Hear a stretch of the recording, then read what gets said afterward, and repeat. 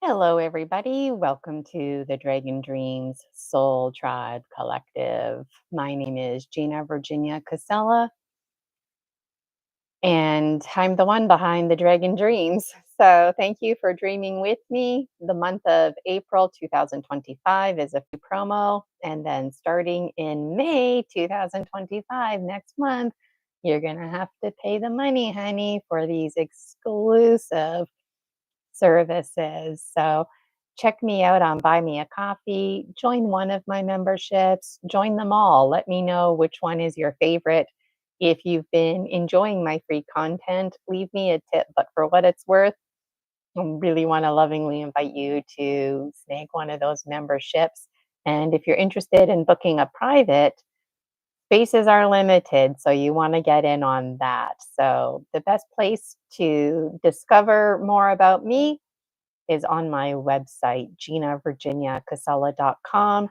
And you can find all of the links there, ginavirginiacasella.com. So I've got 8 books now published on Amazon.ca. I'm really excited about that. I was going to grab them, but I won't.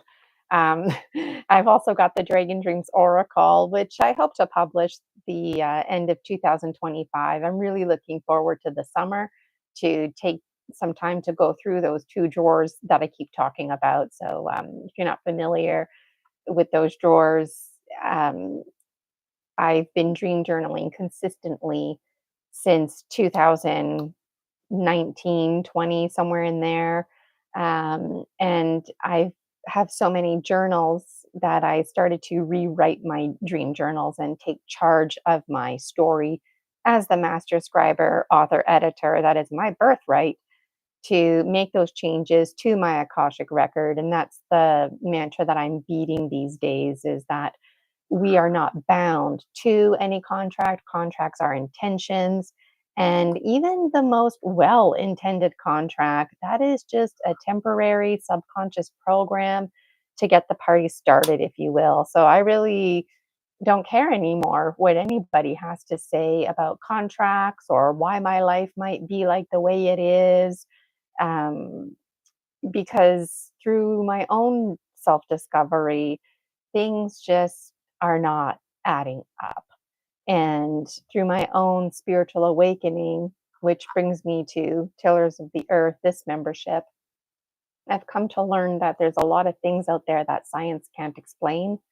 And even if science can explain something, there's what's known as forbidden knowledge because it would cause too much upset. Not so much because, oh, shucks, now we got to like re educate and rewrite and print books. It's not that. It's that there's violence behind it. It's my way or the highway, um, my rules, my law, my religion, or you die. And so, even if science can explain something, for example, that the earth is a hell of a lot older than 6,000 years, that is a very big problem. And like I said, it's not a problem where you just, rewrite the history in the textbooks. It's a problem because of these greater political themes. So I'm quite passionate about how we are a narrative driven species. Stories are our medicine. And knowing that we are constantly under a state of alchemy, to me, that is an alignment with our stories constantly being in a state of alchemy, which is why I have a theory, if you want to call it that, or a philosophy maybe, that we are not bound to any record. Step one, let's get here. And then what do we discover? We discover we're saturated with subconscious programming. And so we also discover we experience a lot of stress breaking out of that programming. So this is known as the ontological imperative. The ontological imperative I discovered through my own spiritual experiences. What does that mean? Basically, it means when the world around you doesn't make sense anymore. And when the world around you doesn't make sense anymore, that can be terrifying because what it ultimately translates into is that you don't make sense anymore. And when you're not making sense,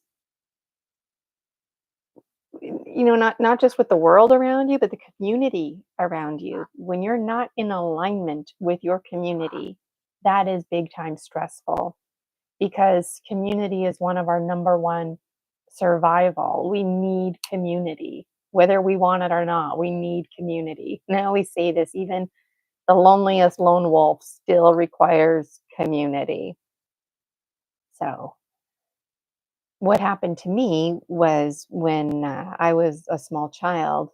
This is all public knowledge now, but it wasn't always.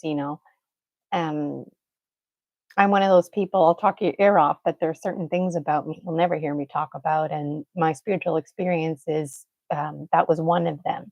Because, like many of you folks listening, I know what it's like to be shut down, people to be kind of weirded out by me, even for me to be weirded out by me. Why?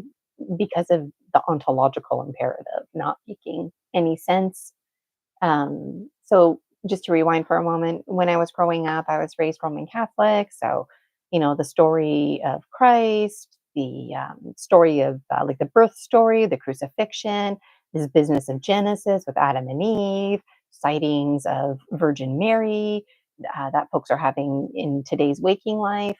All of this was very relevant because it all fit into a box, into my subconscious programming, which was deemed acceptable to the community around me, my parents, my family, my school community.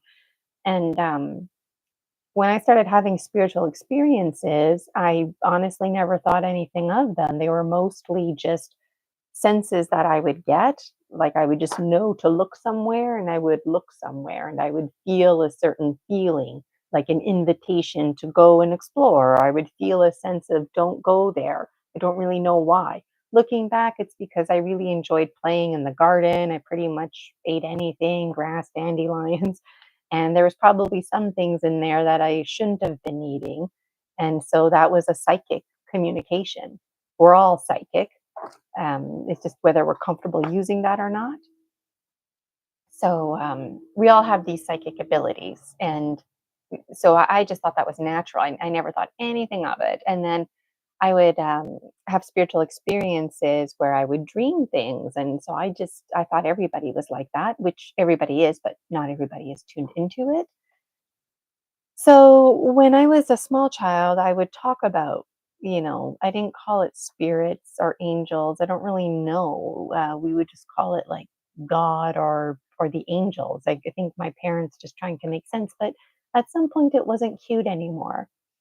I would say elves in the garden because that's what I saw on TV, watching Snow White and the Seven Dwarfs. I thought maybe this is a version of that. But every time I would peek through the grass, there'd be like ants and beetles looking at me. And it's like, I didn't know ants and beetles spoke. And it's like, I wasn't hearing, Snow White and the Seven Dwarfs. I was hearing the insects talking their insect language. And as a child, I was tapping into that. It was very interesting. And so imagine I was in a community where that kind of stuff was well received and all the connections that I could have made. Wow. So life goes on in this kind of storytelling. It's frowned upon, but it's not threatening. And then one day when I was in grade two, wow, I was sleeping, everything was normal. I remember completely. I was lucid dreaming, the dreaming I always have, and I write about it in my books. You can read the full story, full disclosure. And when I wrote my book, I said, this is the last time I'm going to tell this story. If I'm going to tell this story again, I'm going to read it word for word from this book because in 500 years from now or whatever, I don't want to double think the information. Like, this is my final report out. And I'm glad I did that. Um, so I'll retell the story now, but just very general. um, so I'm sleeping and la di da, I'm not even thinking about angels or spiritual experiences. And all of a sudden, these two angels come out of my wall. And it was totally not like, oh, holy angels, thank you for it. It was not like that at all. It scared. the fucking shit out of me. I didn't actually shit my pants for what it's worth, but I stood up and or I didn't like stand up. I stood up in my bed and you want to talk about being bug-eyed? Holy fuck. And I remember I watched them and like I said, you can read about all the details in my book. And maybe someday, just as an exclusive bonus, I'll read it to this group because I do love reading to folks. But that that changed me, that experience, because that was not at all like the other experiences that I had. This was this was not a dream. This was not a safe feeling. I didn't feel like they were going to hurt me.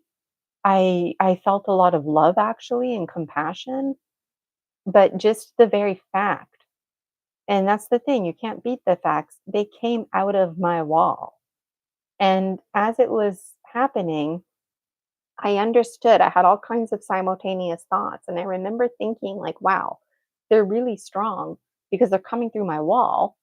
And in my child mind, because my bedroom was downstairs, in my child mind, they came down into the ground and then through the wall. And so that and it like that's what I'm saying. The world around me didn't make sense. And so I didn't make sense anymore. In this 3D reality, we don't go through walls. Trees don't get up and walk. Fish don't fly, right? Those are the agreements that we made when we co dreamed this world into being. Whether we remember it or not, whether we intended it or not, whether we still want that or not, is up for debate. But the point is, when it came to the rules of the mind and how this show reality was going to unfold, those were things that we agreed on. So when those kind of things happen, it fucks us up. It scares us. It gives us the spooks. Um, so what's going on? Um, is it an ontological imperative, or have we actually been deprived of the truth that, yes, all of this time we can walk through walls? Yes, all of this time we can do A, B, C, and D with our extrasensory perspectives. Like, those are the questions I'm begging these days. And I don't think anything is impossible. I don't have a science background. At one point, I was feeling a bit intimidated about it, but I actually love not having the science background. I feel a great sense of relief because I like this simple thinking um, that comes without having a science background, not getting hung up on chemical reactions and whatnot. And I appreciate the collaboration, like the Parapsychological Association. I was a member for a year, and that's what they do. They have real scientists, and then they've got non-scientist folk just like us, or maybe you have a science background. I don't know, but everyday folks like me, for example, who don't have a science background, who are sharing their stories, and the scientists are putting science to it. So if you feel like, feelings of hopelessness or like nobody understands you, like, hey man, I get your drift. And for what it's worth, you should know about things like the Parapsychological Association.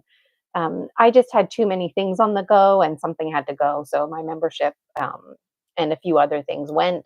But that is absolutely a membership that I will be having again. And I'd like to go to the in person conferences as well. That's where I'm at in my life, narrowing down, having these honest conversations.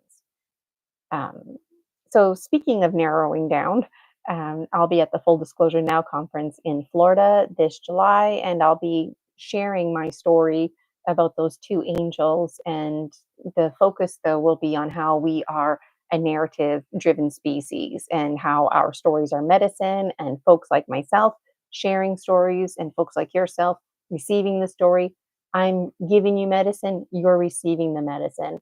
When you share out in the comments, then I get to receive some of your medicine, right?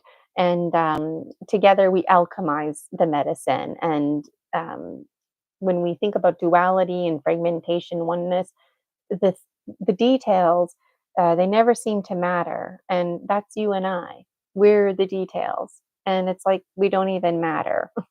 um, we need to live this life so that we can get to those greater themes, and it's the greater themes that matter. But now here's where the hypocrisy comes in. If it wasn't for the details, you and I, there would be absolutely no way themes could even exist. So we are required. Themes don't exist without details, and details as part of their existence unfolding default to creating themes. So we're the present moment. There's the beginning, the middle, the end. We're always in the middle, and we're alchemizing, taking our medicine and bringing it forth to today. So, needless to say, I'm sure everybody out there has a story about bumps in the night and spooks, but what I'm talking about that night in particular was different. And what I really didn't like about it was that it made me feel uncomfortable. That was the thing that I couldn't shake. And I became obsessed. This was before the internet, right? So you just whatever was on TV was on TV. Um, any kind of alien shows, I couldn't handle that as a kid. ET came out. Thankfully, it scared my sister. That worked in my favor. um, any kind of shows, Unsolved Mysteries with William Shatner. That was a big one growing up. And every now and then there would be shows about like ETs, and it just, I just knew in my heart that that was true.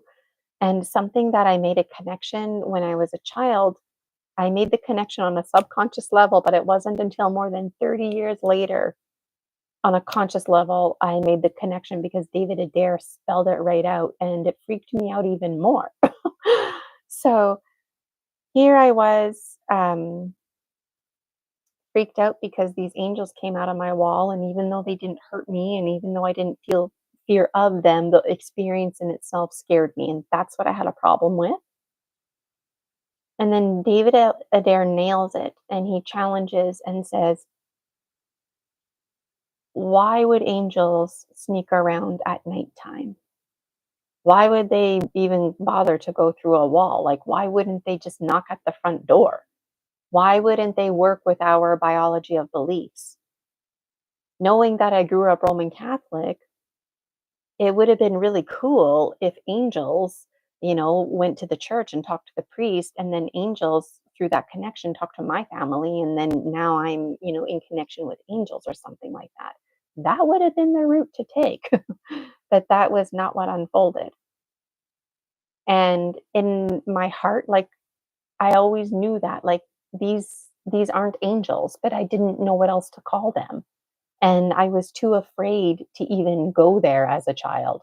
But then, like I said, more than 30 years later, I'm listening to David Adair talk, and he doesn't know who I am. He's not talking about me personally. He's talking about a lot of other folks who have similar experiences. And this guy has a science background, okay? And you know what? It meant a lot to me, not just to hear his perspective, but to hear his perspective knowing that he has a science background, and knowing that he takes folks out there who don't have science backgrounds seriously because of these phenomenons, which that's what we call them, phenomenons, because it's like a miracle. We call a miracle a phenomenon, like there's no explanation.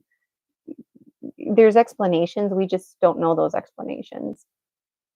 So, needless to say, I grew up feeling scared of ghosts and spirits, and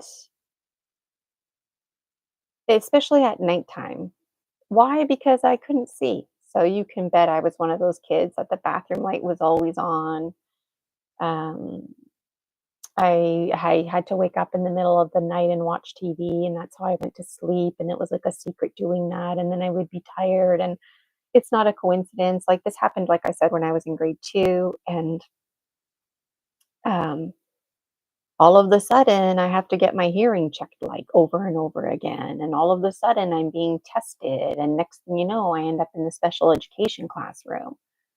Well, There were other things too, like we went to a new school that year. There were a lot of changes and challenges, and then this thing just really pushed me over the edge. But nobody, like a counselor, never talked to us about that kind of stuff. And how you think and feel is so important that it impacts your physical health. So if you're a child and you're having spiritual experiences and they're scaring you and you don't have anybody to talk to about it, like you're just left to feel like there's something wrong with you. And that's an awful feeling.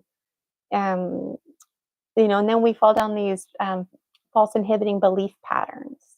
Hi Stanton, Mike, how you doing?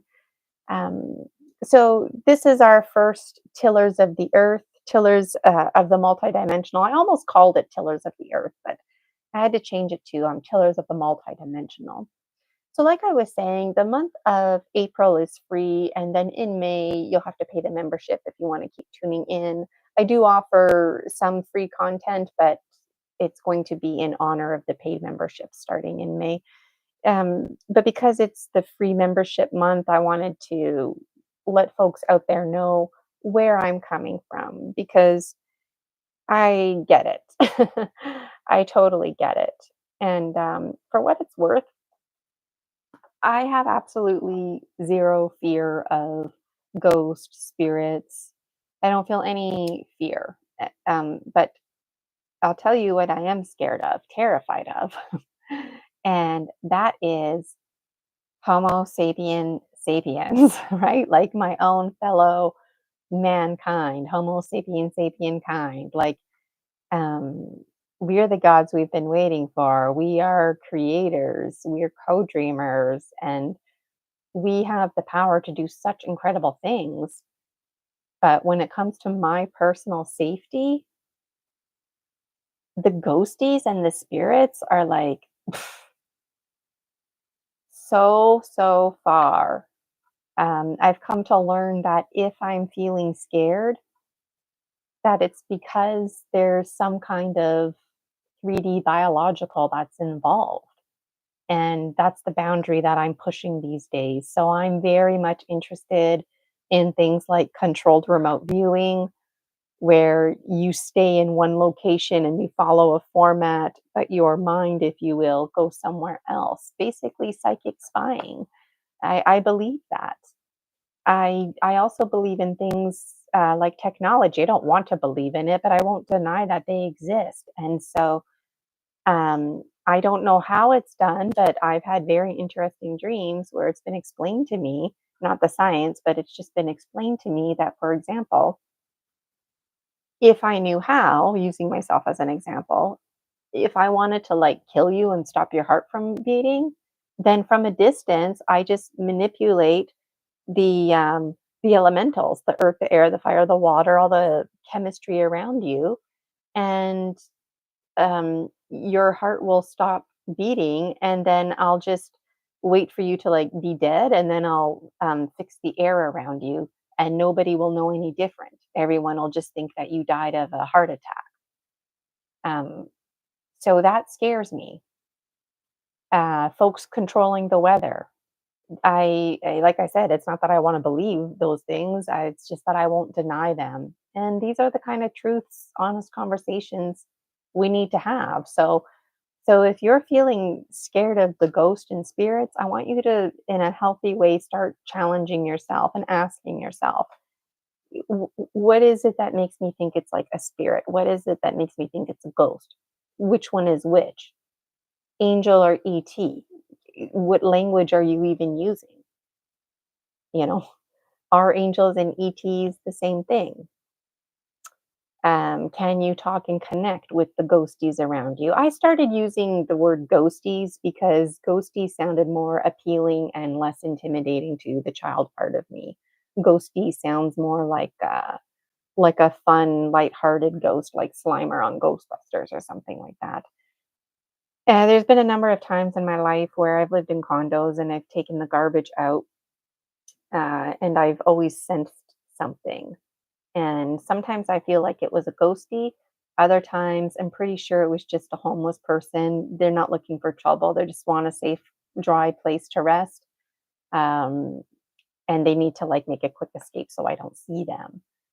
Sometimes I've felt a presence because I like to wake up early and I can sense a presence and it's like, oh, that's actually just a wild animal.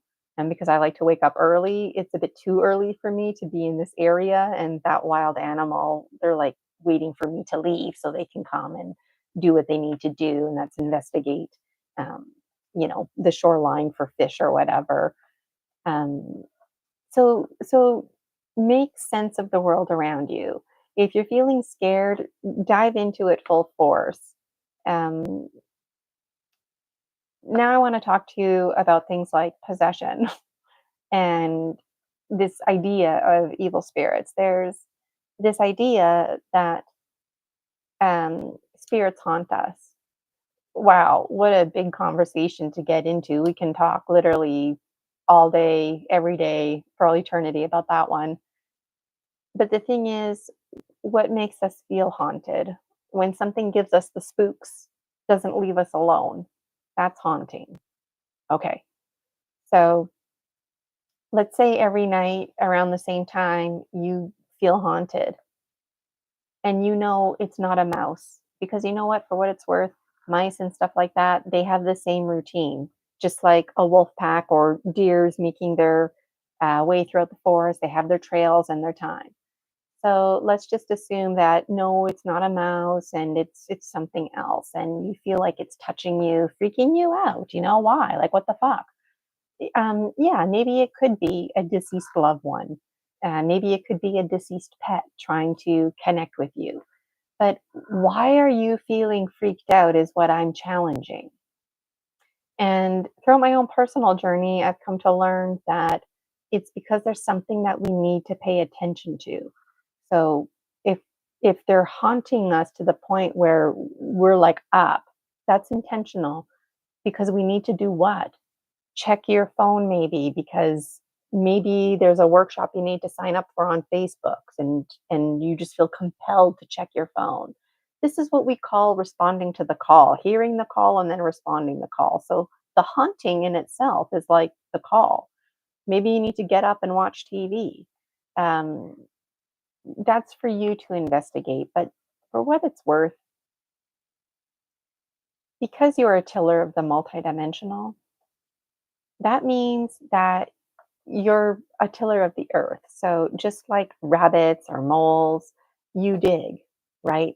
Polar bears dig in the snow, these great tunnels. If you ever, every single tree, the tree root system, that is directly in alignment with tillers of the earth and how their homes look. And it's interesting to think of folks like bears as tillers of the earth because bears, they don't tunnel like rabbits do, but they do make caves. They'll just like start making a cave on the side of a mountain, for example. So there's lots of different size and shapes, if you will, of tillers of the earth.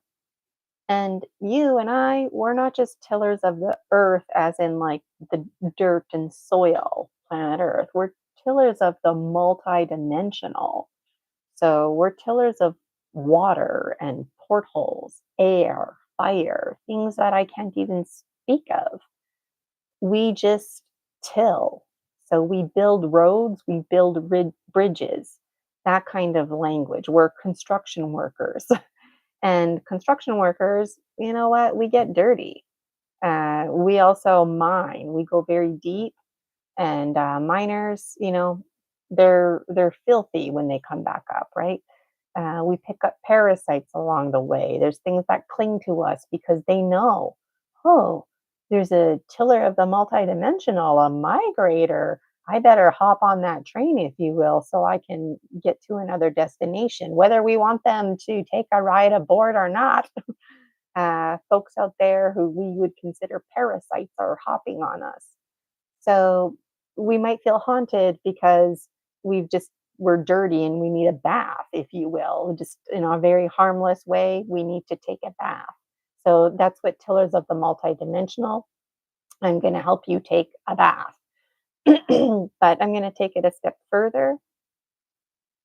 And this is something that I used to feel uncomfortable talking about, but Last year, 2024, I published my first 4 books, and now there's 8, and I've got a lifetime more to publish. And there's content about me being the unmaker. So you can read all about that, or we can talk about that um, at a different time. There's so much to talk about, right? Um, so, like in this 3D reality, I'm just like peanuts. I'm easy to kill me, hurt my feelings. I can easily become hysterical and dysregulated. I'm very heart ruled, like a lot of other folks out there, which is why I'm personally scared of the Homo sapiens sapiens because of our heart ruled dysregulation. We're very on edge everywhere. But we don't have to be with the right training and mentorship. But the thing is, um, in the spirit world, all of us, it's not just me, we're super grand. We have all this power and authority, if you will. And then it's frustrating because I don't have that in this waking life. So in the spirit world, I was super um, evil and I advocated because I wasn't always like that. I was quite benevolent and I was always an advocate, such a strong advocate that I went undercover. And what I discovered was a lot of bullshit. And every time I died, the folks in the life between lives, they just couldn't shut me up because I had so much to say and advocate about all the things here that don't make sense on planet Earth and other planets and dimensions, just like this one. Homelessness, violence. Yeah, okay, we need to learn lessons, but why do we have to learn lessons this harshly? So I started taking on these roles. It all started undercover, where it's like, okay, if somebody needs to be evil and do bad things, let it be me. So I experienced firsthand what it's like, and it was part of my research, if you will. And again, every time I died, um, the life between lives and various committees, it was unsettling some of the things that I was reporting. And eventually I became toxic. Now, that can be considered evil, but I would advocate that it's toxic because every single one of us put us in certain situations and we will absolutely become evil. And it's not right to use that language. It's a mental illness, the toxicity. And in my strong opinion, it can be avoided. And that's why epigenetics, it's important to talk about our environment. It's important to recognize that we are somebody else's environment. And like I was saying earlier, it's important how we think and feel. It matters because it creates physical ailments, including ailments right up here in your brain, toxic thoughts, toxic thinking. So I became unmade, and it was really scary, and there was uncertainty if I would even be able to be remade again. And it's a powerful story because my enemies, when I was being unmade, nobody knew where I was. Like my energy was completely not felt. And my enemies were concerned about me and advocated for me. And then when I was remade, it was like a big relief because finally I was remade. There was like this business of oneness. I was a fragment that disappeared. It was very unsettling. Even though folks didn't like me, it was unsettling not knowing where I was. And when I was remade, I was like this big, scary man figure, total patriarchy, right? But then when I was remade into this like little girl, and every most of the people wanted me dead because they didn't want me to risk going back in the direction that I went in. And this is a long story cut very, very short. It's more of an introduction for those who are not familiar. So, because I was the first unmade and remade, and because of all of my advocacy and this undercover work that I did, um, it was bestowed on me, if you will, by God in the spirit world that I would be the unmaker. So I don't decide or judge, I just do. And my role is basically it's like a fugitive list. There's folks out there, souls that need to be unmade because they're perceived as evil, but really they're so toxic because of things that weren't even fair to them. Um, and some of them, they don't even realize how toxic they are. Some of them, they know I'm out there, and they're looking for me. And that brings me to the point that I wanted to make about 10 minutes ago. You needed this extra storyline here. But the thing is that there's these spirits on planet Earth who are looking for my spirit, the unmaker, so that I can help them. So the biological one, known as Gina, who's mortal, who's connected to the Gina higher self and connected to you and the universal oneness that we all belong to, in this waking life, this is what I do. I take you through a process, it's a guided journey, so that if you have any parasites or ghosties around you, or if there's anyone out there who needs to be unmade and they're looking for me, and it's not a bad thing, it's a good thing. I was scared initially that I've come a long way, okay? um, but that is actually why you might be haunted. Like I was saying earlier, it might be because it's a deceased loved one who wants to connect with you. Maybe you're supposed to respond to the call and take a program and hop on Facebook and register, and you just have this burning desire. But that's not what I'm talking about. I'm talking about there's a ghostie around you that's bothering you, and it's because of our connection. The biological one known as Gina, and the biological one known as whatever your name is. So when I take you through this process, it defaults to taking them through this process too. So we're going to dive into the process right now. And hi, Jason.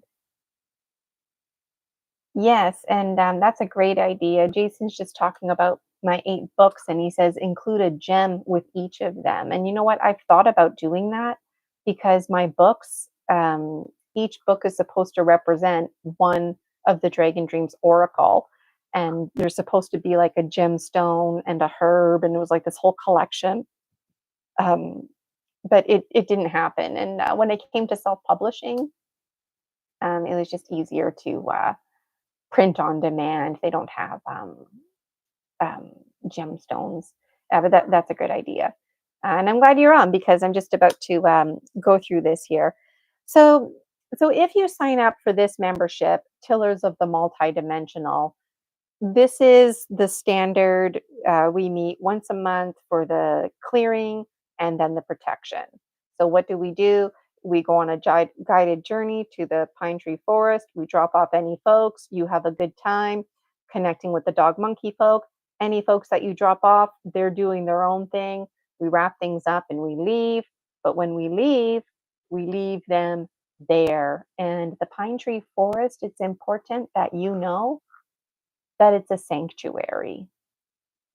So nobody has to stay there. They desire to stay there. And usually, folks who are in their situation where they need to be unmade or they don't feel safe or like they died, but they're not comfortable going to the light, which is why they're looking for me because they know the pine tree forest is a sanctuary. So you don't have to feel like, you're bringing somebody there that it's against their will. And when I start this, you'll feel it, feel the relief. So I'm looking forward to this. Um, there was a lot to review and a lot of connecting, but in future, we're just going to dive right into it and right out of it. So let's do that right now. Let's just open up some sacred space. This is intended to be an hour long, but because of the little story that I just gave and the connecting and relating, which is important for those to know. Um, we'll probably go a good hour and a half. I can see us doing that. So let's just open up our sacred space with a kocha. So we're going from the center up and out.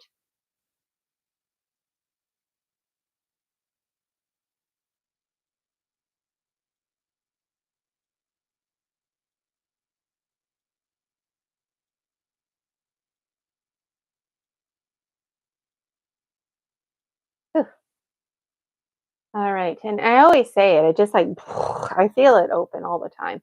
I've got my dream scarf on. I want you to think of this as a dream. Dream scarves, they don't always match, whatever.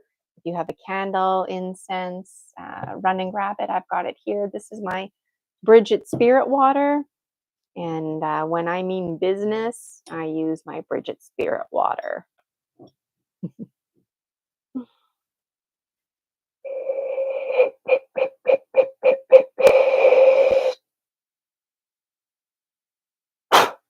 To the winds of the south, great snake, wrap your coils of light around us. Teach us to shed our skin like the way you shed your coils. Teach us to shed with ease what no longer serves us so we can be at peace. Teach us to um, be the beauty prayer so that our bellies can be belly to belly with Pachamama, with Mother Earth, and so that we can confidently slither out of our old skin, cracked off, one nice clean tube, none of this tethered business, one nice clean tube. Thank you, Snake. Be with us, Snake. Be with us and help us have that one nice clean tube that we shed. Aho.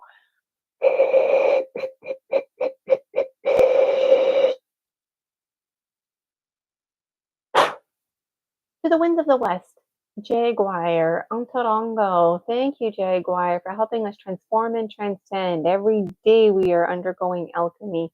Be with us, Jaguar, during this dark time, and be with us today.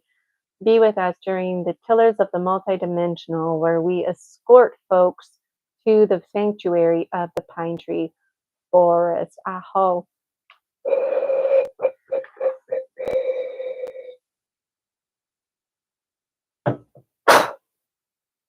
The winds of the north, Hummingbird. Thank you, Hummingbird. Be with us, Hummingbird. Days like today are cold. The north wind is the strongest wind, and we can feel that resistance. And we know it's the only way to develop our wings by taking that flight. Be with us, Hummingbird, helping us to remember to work with the wind so we're not tirelessly flapping our wings so that we can glide here and there to take our rest. Help us find the sweetest nectar to drink from and helping us to remember that we are the sweetest nectar. We're the high quality items that have carried forward. Otherwise, we would have shed away what we needed to. Every piece of us right now is a high quality item. Thank you, Hummingbird. Aho.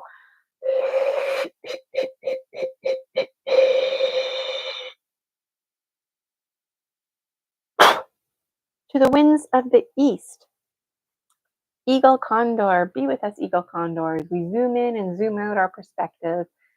Be with us as we gain perspective with the details, alchemizing, gaining perspective with the greater themes, helping us to be patiently reflective in the Eagle Condor's nest, little eaglets that we are, taking in all of life's lessons. And then as we grow, we apply those lessons and we pass it on to the future generations. Help us, Eagle Condor, to be in right relationship with our soul tribe, to be in right relationship with Pachamama, Mother Earth, to be in right relationship with ourselves, our higher selves, and with this co-dream.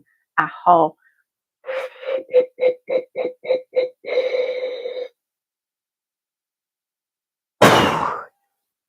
Pachamama, Mother Earth, be with us, all of our relations. We are your children, and you are our mother that is always with us, that will never leave us. You are us, and we're you, the earth, the air, the fire, the water. We are the two legged, the four legged, the no-legged, the hundred-legged, the finned, the furred, all of our relations. May we be better stewards of the land, and may we find peace with the life death life cycles around us as Mother Earth helps us to combobulate and discombobulate as we take on other forms throughout our stay here on this planet. Aho.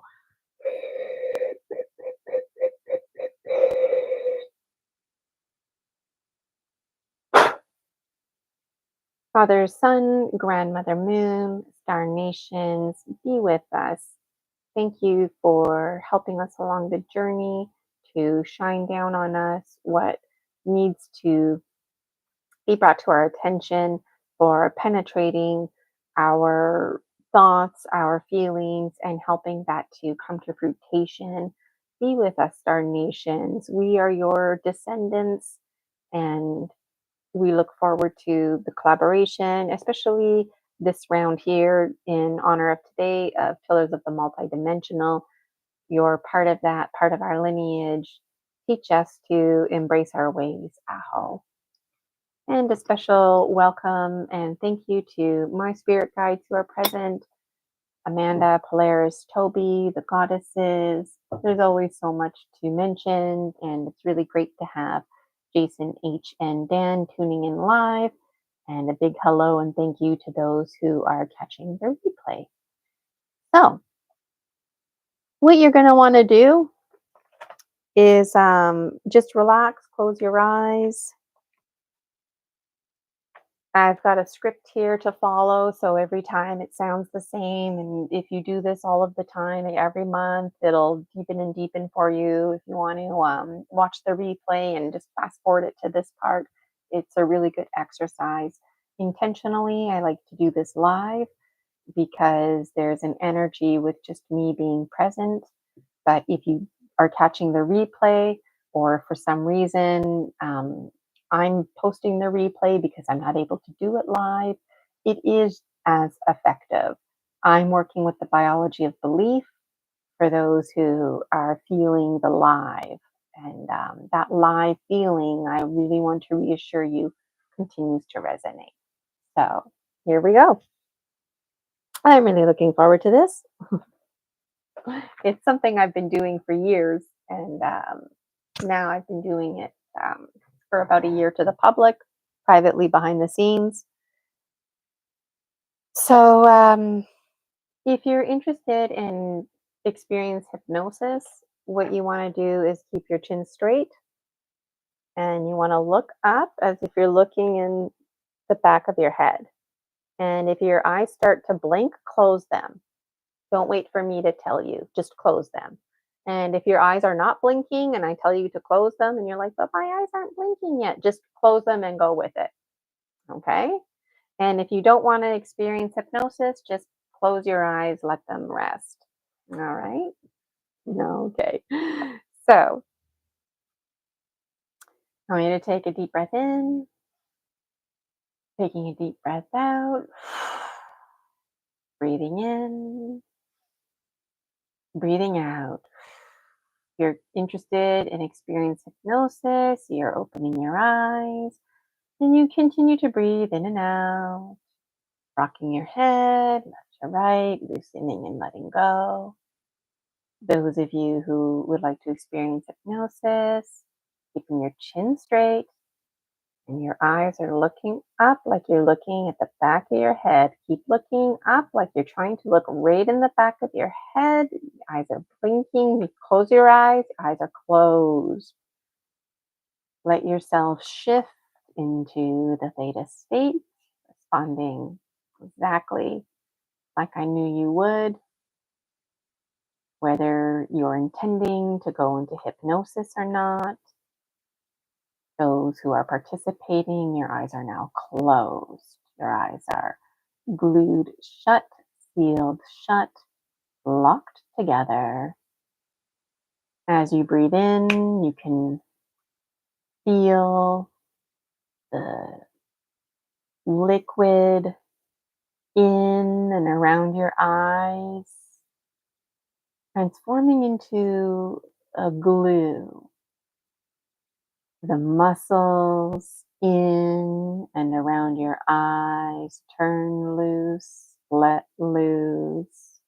Your eyes are completely closed, glued shut, sealed shut, locked together. On the count of one, your eyes are glued shut, sealed shut, locked together.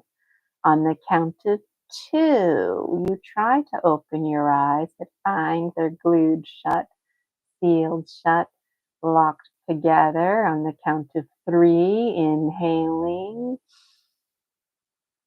Count of four, going deeper into hypnosis, exhaling as you need.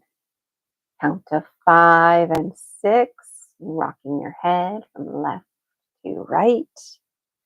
Each muscle in your body feeling completely relaxed, drifting deeper, sinking deeper, going deeper. Your mind's beginning to slow right down. You're very focused. You're narrowing down on my voice.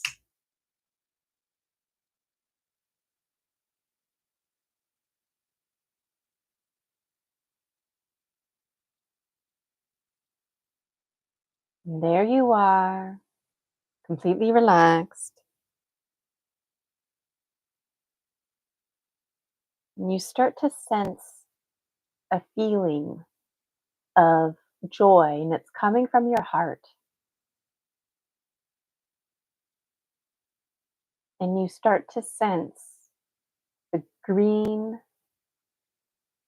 spectrum, not just any green spectrum, but the green spectrum from the rainbow.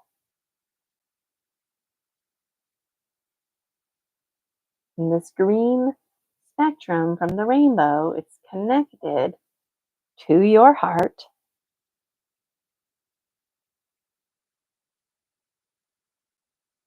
And this green spectrum begins to twist and turn like a road.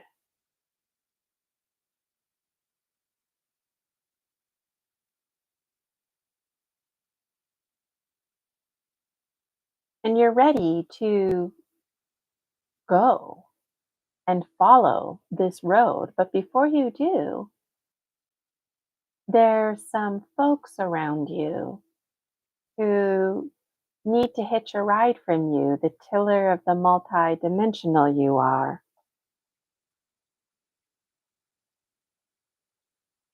And you might feel these folks attaching themselves to you, kind of like getting in a car and you're the car.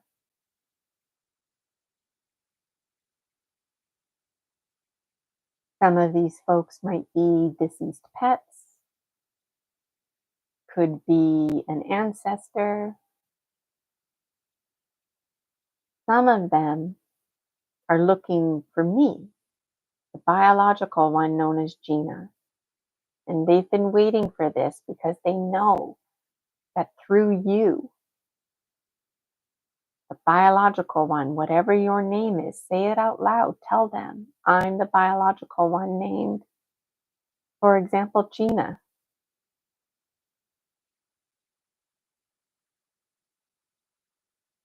So they're attaching themselves to you in this moment.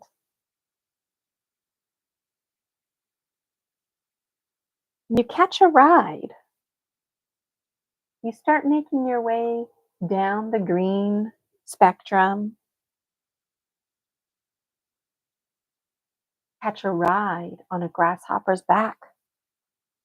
You see the grasshopper's green body, see its legs, see the grasshopper's mouth, you see its feelers around its mouth, see its eyes, and you see its tiny feet.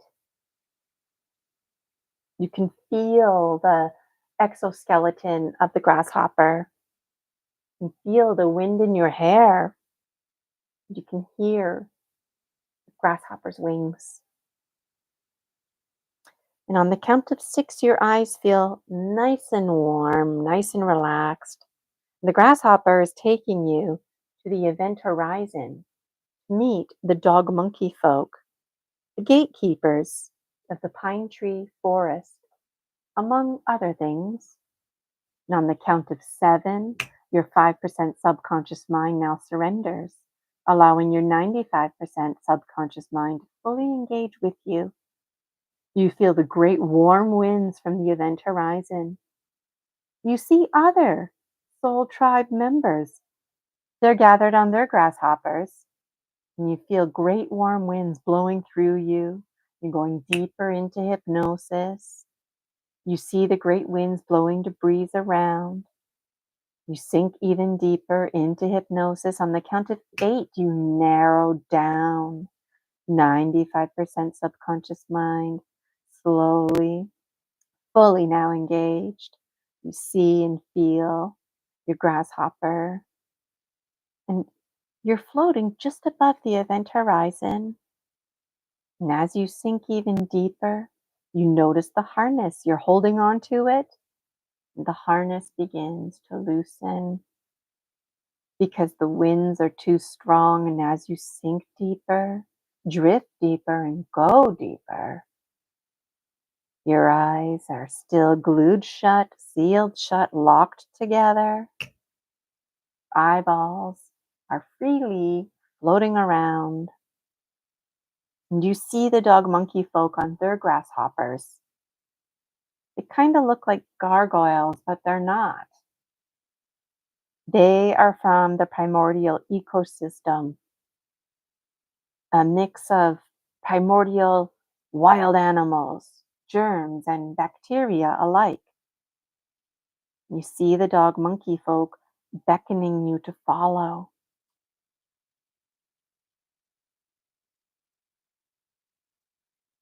You follow their lead. On the count of 10, you are now in deep hypnosis, feeling completely relaxed together with the dog monkey folk, now steadying yourself. So as you approach the event horizon, it's harder for you to hold on, harder and harder. You let go. You let go of your grasshopper falling into the event horizon, and you see yourself as a drop of water falling from a cloud. Congratulations and a big welcome to you.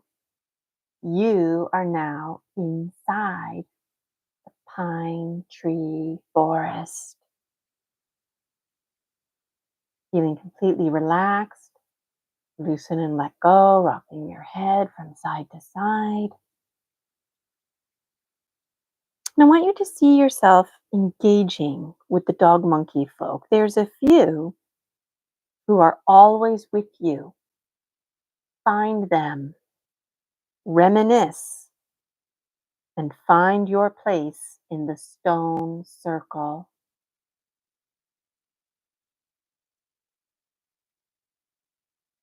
Each stone is covered with soft moss for your comfort.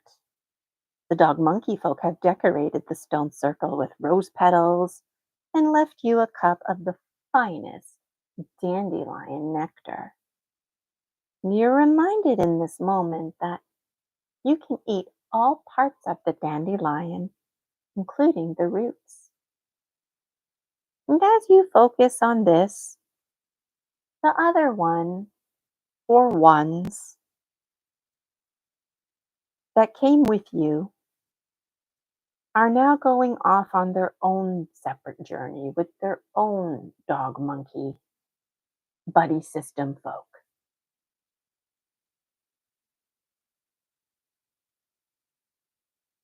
Working with shamanism, I am the singing bowl. And when I start singing counterclockwise,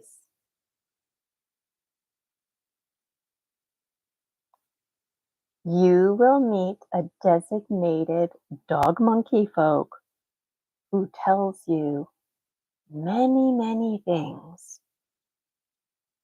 taking you even deeper into hypnosis. This designated dog monkey folk has so much to tell you that we call it a download. And this download will stay with you. It'll be an ongoing process for you to unfold.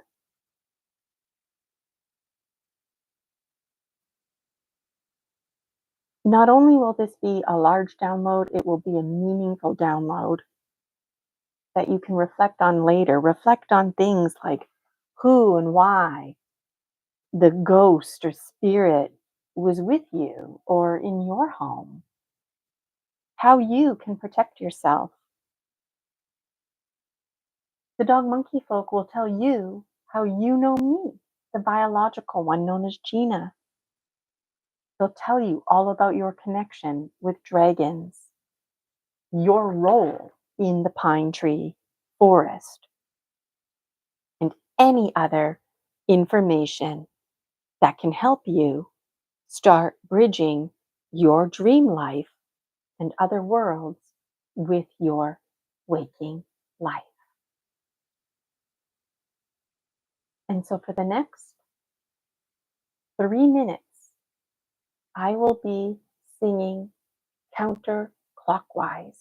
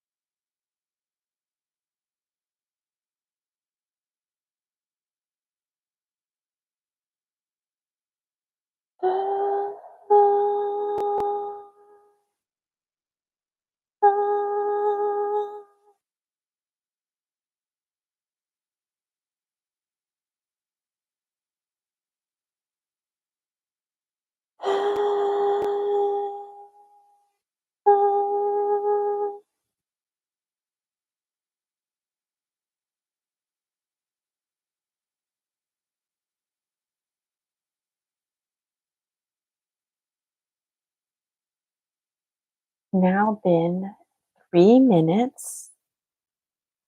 The dog monkey folk now proceed with their protection through my voice. Whether you feel you need protection or not, the dog monkey folk reinforce it at this time.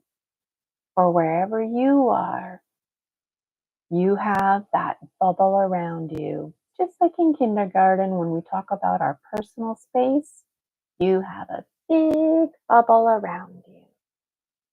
And when it comes to the spirit world, nothing can get in there. And the dog monkey folk want to remind you about your mortality and to deepen your relationship with spirit and to best protect yourself in this mortal world.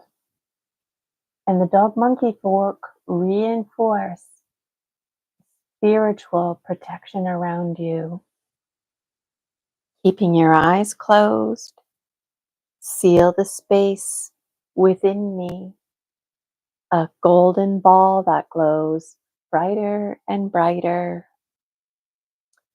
Seal the space with the power animals.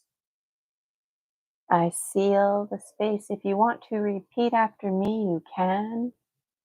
And if you're not able to or you don't want to, I'm doing it on behalf of you. I seal the space in and around me. The space in and around me is now sealed. I call on Snake. Snake seals the space in the south. Thank you, Snake. I call on Jaguar. Jaguar seals the space in the west. Thank you, Jaguar. I call on Hummingbird. Hummingbird seals the space in the north. Thank you, Hummingbird. I call on Eagle Condor. Eagle Condor seals the space in the east. I call on Pachamama, the earth below me. Pachamama seals the space below me. I call to Father Sun, Grandmother Moon, and to the star nations to seal the space above me. And they seal the space above me. The space in and around you is sealed. No one can get in. Every grain of dust has a goddess inside, and that's you. Doesn't matter your gender. Every single piece of sand, grain, dust. When you decompose, if you can fragment to the smallest fragment, that's what you are, the smallest little fragment of the spirit inside a biological space. And that space in and around you for the final time is sealed. So it doesn't matter if you're in your dream or in a different reality, because that's what's special about shamans who are tillers of the multidimensionals. There are no enemies for shamans. There are no blockages or gateways. So there is absolutely nothing to fear. And if it helps to empower you, a special message from the dog monkey folk is to remember that folks who are formless required you, the biological one. A 5% conscious being was required by a 95% consciousness. So that little minority, 5%, is pretty big time. And it took a lot of courage for you just to come to the pine tree forest and to even meet me, the biological one known as Gina, who's known as the Empress in the pine tree forest. And it's because of you that these ghosty spirits have now found sanctuary. You take a moment turning to the dog monkey folk, thanking them for all of their insight and for their protection. Other dog monkey folk come with their ghost and spirits that were brought here by you to thank you. And they thank you because they can be home here. They can stay here in the sanctuary of the pine tree forest. It's the best case scenario. And they really want you to know that they don't have to stay here. They're choosing to stay here. And again, they thank you. They're better now. They completely restored and healed. And they didn't mean it to make you feel haunted or to cause you any dis-ease. You take a moment and wish each other well. And you take a moment to say goodbye to everyone at the Pine Tree Forest, thanking everyone for all the insight. It was a true joy, true pleasure for you to come here. And you're welcome here anytime. Anytime.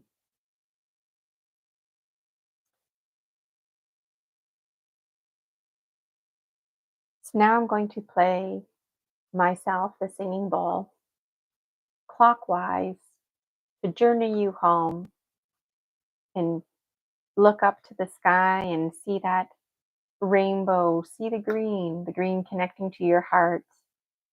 Start following it, take a ride on the grasshopper's back. But the only way out of the pine tree forest, in and out for that matter, is through the water cycle. So you're transforming yourself into water. Up you go into the clouds, into the green.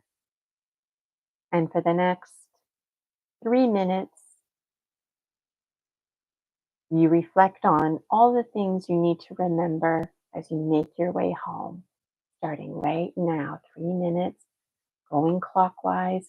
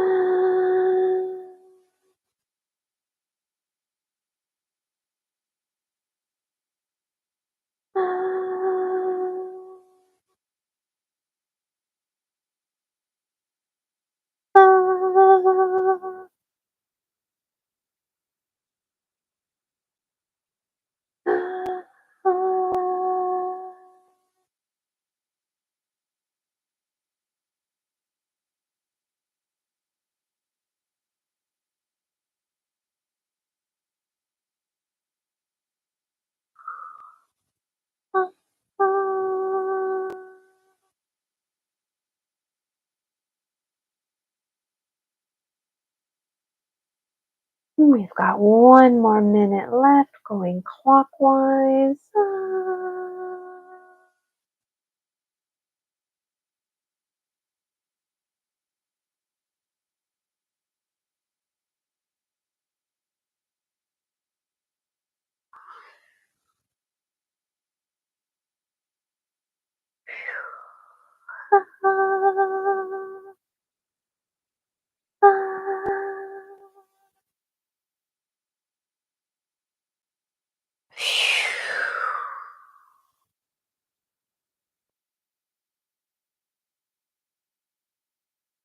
And you find yourself home, home, sweet home, back into your 3D reality. On the count of one, you've taken the green spectrum home. Count of two, you're home and you feel safe and secure. You feel clean and protected. On the count of three, you're becoming more aware of your body. You feel your fingers and toes. You wiggle them.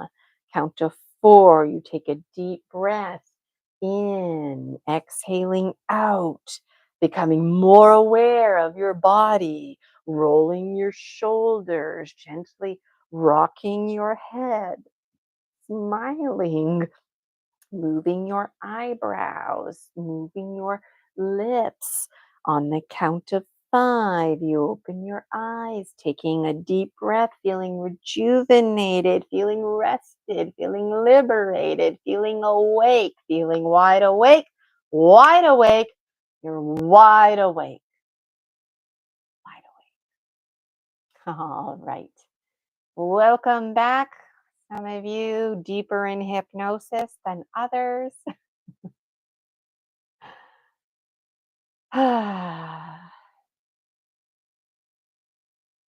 Love to hear how you're feeling in the comments, anything that came to you with your special time with the dog monkey folk. If you even felt like you were being cleaned and protected, did time seem to slip by or did time slow down? It's always a little bit different for everyone. And I'm reading Jason's comments. I went from sitting up with good posture, but felt compelled to lie on back. And that's totally okay. I mean, maybe you started sitting down and then you were catching a ride on the grasshopper's back, but then at some point you fell, you became part of the water cycle, falling into the pine tree forest. Um, and then Jason continues to say, the bamboo pine forest feels familiar, but still mysterious. So I wonder, Jason, what was so familiar about it? Did it just feel familiar? Like it was like you had been there before? Maybe there was a scent or an image that came to your mind. Maybe you thought about somebody. Um, Different ways to interpret it. And Jason saying, ooh, that's a cool way to view it. Yeah, it's really cool to reflect on these experiences, or if you just have some pencil crayons to start drawing a picture and to continue on with this. So, um, there's three people tuning in live. Maybe the other two are still kind of just feeling a deep, relaxed state. Let me know how you're feeling out there, folks, even if you catch this in 500 years from now. I always love to hear how you're resonating.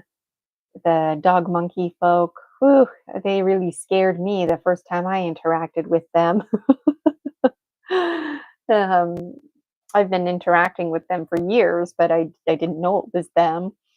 And then one day I was a little bit pissed off and I was like, come on, spirit, like if I have help, I'm here. Like if there's a scent that you need to put on me so they can smell me and come and get me. And it was like the dog monkey folk were sent out. And um I used to be so scared of like spirit and the ghosties, and I realized I was scared of myself. I was scared of my own power.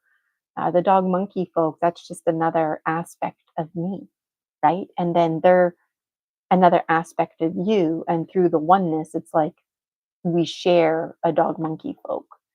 So um and Dan is saying, I'm still processing it. Every time I do hypnosis I realize I have to meditate more. My focus could use improvement. Absolutely. And you know what, Dan, Like if we were doing a one-on-one session and I could see you, then it's easier for me to work with, right?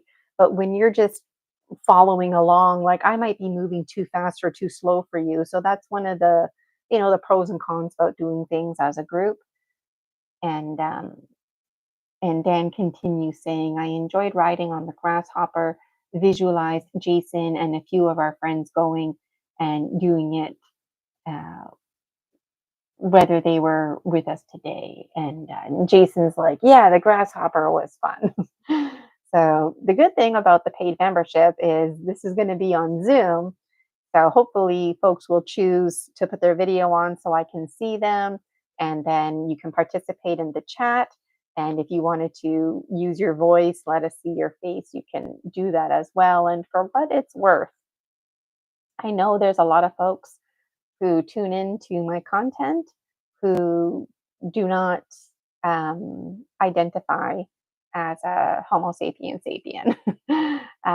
So there's never any pressure to put on your video, um, but it's always nice to see your face. So that pretty much concludes today. It's too easy for me to go on and give reflections. The first time I did this activity, I just did it by myself, because I was feeling freaked out. And um, then I was like, you know what? Through Dr. Alberto Villaldo, I learned a lot about shamanism through him and the four winds. And he always says, the shaman needs a shaman. And that really helped me uh, recognize that I don't have to do everything by myself. I need community. And when it comes to healing, I need somebody else, even if it's a dog monkey folk, a spirit guide, working with the power animals like snake and jaguar. And, if you're having a hard time focusing and getting into it, into like meditations in general, often it's because we have polluted thoughts, whether we mean to or not. And that's actually your mind's number one job. To have polluted thoughts, yeah, that's your mind's number one job to have polluted thoughts. It is, because your mind's number one job is to protect you. So you don't want to deal with any truth. Your mind will make up stories, including false inhibiting beliefs. And so when it comes to things like healing and meditation, it's very typical when I regress people, folks, if you will, that the first few scenes, they're always like happy and fluffy, right? That's because I've learned through my own personal experience that the mind is protecting you. And okay, this lady Gina, she's just going to keep, regressing you. I'll just keep giving her happy stories. But then it gets to a point where um, the subconscious mind gets cornered, if you will, and it just reports out. And that reporting out is the child within. So let the child within report out, you know? And I mean, it could be because of ADHD, absolutely. But folks who are ADHD can undergo hypnosis as well. And Jason is saying, if I don't do breath work before meditation, it's usually not happening. Absolutely. Like, in order to do meditation, you want to make sure that you have the mindset. You want to make sure you've gone to the bathroom, you've done all your set asides, and you can just narrow down. And um, if you really want to practice the hypnosis piece, practice getting the REM, the rapid eye movement going. And that requires you looking up to the point where your eyes are stinging, like you're looking right in the back of your head, and then your eyes close, and you'll feel that shift. That's shifting into the theta state. So, I mean, it's got to start somewhere, right? I remember when I first started meditating, I look back and it's like I totally was not even meditating. That was not meditation. That was just me quieting myself. Um, and for what it's worth, like I've belonged to different memberships and whatnot, and it's always surprising how quick some people get into things and how long it takes others. And it comes with experience. It's like a martial arts. So, um, That's about it. So, all right, let's close up our Widow Kocha, close up the sacred space, and just as a reminder, this one here, Tillers of the Earth, it only takes an hour, but because this was the free promotion, it took about an hour and a half. I spent the first half an hour relating. So if you didn't catch it, absolutely watch the replay. And if you're really interested in my personal story, you absolutely want to get in on my books, Dragon Dreams. It's an ongoing book series. And Tillers of the Multidimensional, that's this membership here. There's three right now, plus privates. And privates, just a reminder, are limited. So you want to get in on that. I have the dates posted. But this membership in particular, Tillers of the Multidimensional, this is the one where the free bonus is breathing. So, Jason, somebody like you might benefit from that. And it's exactly why I did breathing as an exclusive bonus, because often when we feel scared, when we don't feel protected, like breath of life, breath is the first thing we do when we're born. It's the last thing we do when we're born. And um, the first round was really great. I was reiterating lowercase a, uppercase A. So I'm looking forward to doing that next month. And um, each membership comes with an exclusive bonus. And so breathing, um, rhythms, and doing things like singing out our names, singing out long vowels, singing out short vowels, all of that is in alignment with Tillers of the Multidimensional. So I've already done that free promo, which is available on my YouTube at Gina Virginia Casella.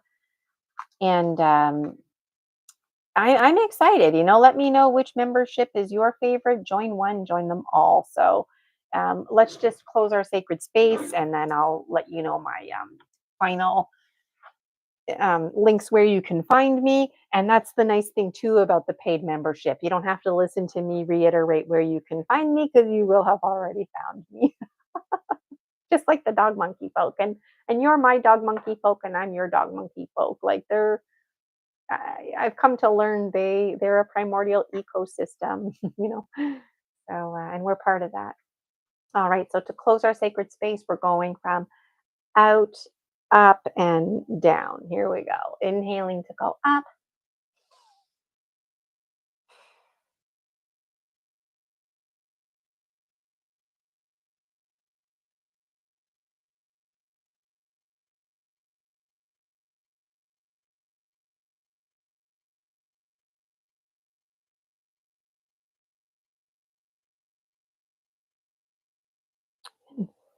What you want to do is you want to bring your hands together, just like prayer hands, and bring them right down. And um, so during a time in my life where I didn't feel safe, and I was just like starting to do this like protection and cleansing thing, after I would do like my morning ceremony, I would take a moment like this, and I would say something along these lines. And you're welcome to borrow it, but it sounds like this. Um, and just like two trees leaning on each other for support, um, they find strength by leaning on each other. And it's because of the protection. When trees are not protected, they fall and crumble. But when the elbows go out and the prayer hands are in front of the heart, that's the activation to be protected. So, on a spiritual level, whoosh, my elbows are out. And like two trees, no matter how much I bend my hands, it won't buckle. That's how strong the protection is. Why? Because the triangle is the strongest structure. And you can see, like, my head is the triangle. So it's like my third eye is the triangle. So when I'm like this, elbows out, and my hands won't buckle. I mean, I have to go like this really hard. Um, but then as you can see, my framework starts to fall apart. But if I have a strong framework, a strong foundation, a strong triangle, then I'm protected. So tillers of the multidimensional, I want to leave you with that if that's something that you need to do. And something else I incorporate is I remind spirit that without the biological one known as Gina, spirit cannot do its work. And every day I am grateful for the breath of life that keeps the biological one known as Gina alive. And I'm thankful for her safety. And I never want to take anything for granted. You see on cartoons, folks are slipping on banana peels, and something like that very well could happen. And so I am living consciously these days so I can die consciously.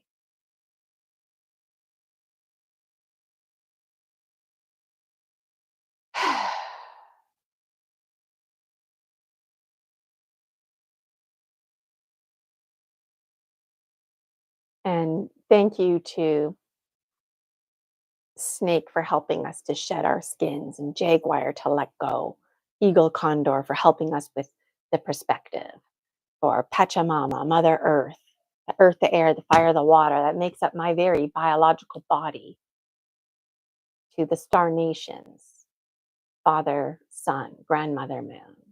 And a big thank you to the tillers of the multidimensional for being a part of this experience. And Jason is commenting that he's glad he caught this. And Stanton Nick, who is Dan, is saying thank you. And Dan, I think I was calling you Stanton Mike before. I didn't realize it was Nick, unless you recently just changed that. All right. Well, I don't wanna log off. It's kind of nice just hanging out here with you all. Let's just very quickly sneak in some fire ceremony, and then it'll be official. I was feeling the call to connect with the closing of the sacred space. Usually, I like to do fire ceremony before, whatever. So, something that you're letting go. Well, I know a lot of you are letting go, feeling fear of the ghosties, shifting that to feeling fear of the biologicals like me. Why are you afraid of other biologicals? Um, Loosening and letting go, feeling feelings of fear that when you die, maybe you're not sure where you go. A lot of folks out there, they say to me, "Why would I want to go to the light? I don't come from the light. I come from the darkness.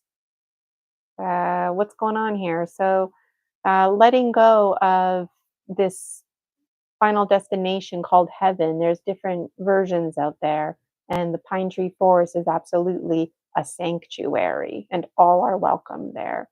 So, letting go of preconceived, pre programmed ideas. And something that I'm thankful for, I'm I'm thankful for the direction my life took. Like when I was being stalked by the power animals, that was not cool. That was really scary. Two angels coming out of my wall more than 30 years later. The whole David Adair story that I tell, where I make this connection that, oh my God, maybe they're not angels, maybe they're ETs. Like, as much as I have let those things go, I'm very grateful for those experiences because those truths were hard to face. And they continue to be hard to face because it's not familiar to me. There's all this stuff that is not familiar to me. And the more I engage with the unfamiliar, the more the ghosties and unfamiliar present themselves to me because they see me as somebody who's open. And I'm just tickled pink inside that the biological one known as Gina, she's here in 3D. She's manifested. And despite her story in the spiritual world about being this evil spirit that's all toxic and going undercover, and geez, like, your past does not define you. And I'm living truth about that. And not everybody gets to manifest into 3D biological form. And I did. I did. And the spirit within me has the privilege of embodying the biological one known as Gina, and knowing that spirit can't do its work without the biological one, it's really nice that the biological one is on board these days. So I'm thankful for that. And Dan is saying that's a good reminder. Thanks. So thankful for reminders and thankful for knowing our place and knowing that we're not stuck. We're in charge of our stories. I have a lot to be thankful for, clearly.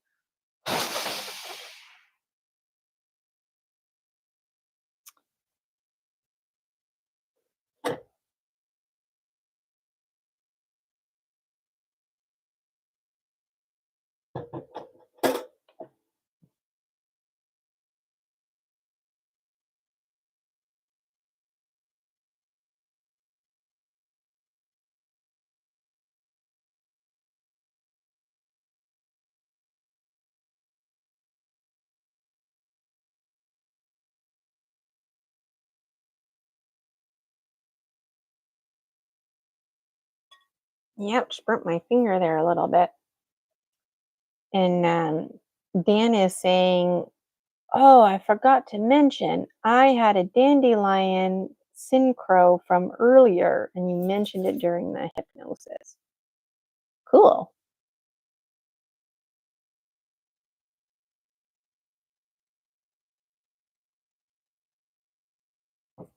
Those dog monkey folk.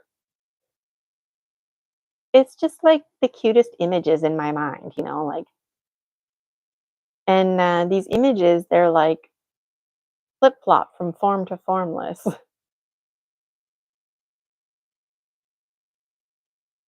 And Dan continues saying, which is strange in itself because I can't remember the last time I specifically thought about dandelions. But this morning, for some reason, I woke up and remembered the dandelion salad from Sopranos. And you know what? I used to use this word coincidence a lot, but now I don't use it. I believe in synchronicity. And so Dan's been tuning in live with me lately. So whether you realized I was going live today or not, somehow through the subconscious, greater collective, dandelion imagery came into play. And that's really cool. And Jason says, I recently was telling someone this week how my turtle liked to eat dandy greens. Cool. Do you have a red-eared slider, Jason? I used to have a red-eared slider. I thought of my turtle during that. Cool. And there's animals, reptiles too. I always say animals, but I mean reptiles as well. And avian, like the whole insect, everything kind of species. Everything is in the pine tree forest. So that's cool that you were feeling the turtle there as well. Neat. So you can see easily if this was a Zoom meeting, it would be really cool to have some quiet journaling time or just to let folks share out.